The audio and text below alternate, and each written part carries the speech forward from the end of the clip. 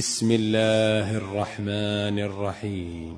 الحمد لله الذي أنزل على عبده الكتاب ولم يجعل له عوجا قيما لينذر بأسا شديدا من لدنه ويبشر المؤمنين الذين يعملون الصالحات أن لهم أجرا حسنا ماكثين فيه أبدا وينذر الذين قالوا اتخذ الله ولدا ما لهم به من علم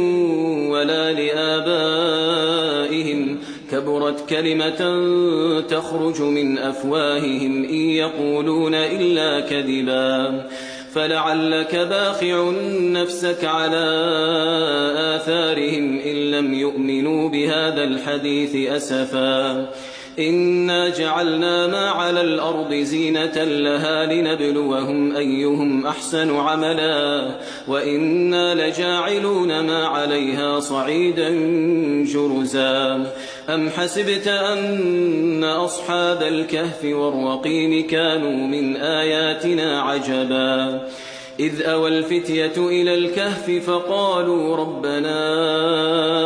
آتنا من لدنك رحمة وهيئ لنا من أمرنا رشدا فضربنا على آذانهم في الكهف سنين عددا ثم بعثناهم لنعلم أي الحزبين أحصى لما لبثوا أمدا نحن نقص عليك نبأهم بالحق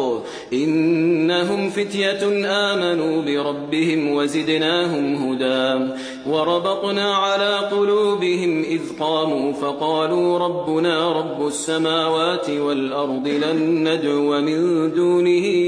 إلها لقد قلنا إذا شططا هؤلاء قومنا اتخذوا من دونه آلهة لولا يأتون عليهم بسلطان بين فمن أظلم ممن افترى على الله كذبا وإذ اعتزلتموهم وما يعبدون إلا الله فأووا إلى الكهف ينشر لكم ربكم من رحمته ويهيئ لكم من أمركم مرفقا وترى الشمس إذا طلعت تزاور عن كهفهم ذات اليمين وإذا غربت تقرضهم ذات الشمال وهم في فجوة منه ذلك من آيات الله من يهد الله فهو المهتد ومن يضلل فلن تجد له وليا مرشدا وتحسبهم أيقاظا وهم رقود ونقلبهم ذات اليمين وذات الشمال وكلبهم باسط ذراعيه بالوصيد لو اطلعت عليهم لوليت منهم فرارا ولملئت منهم رعبا وكذلك بعثناهم ليتساءلوا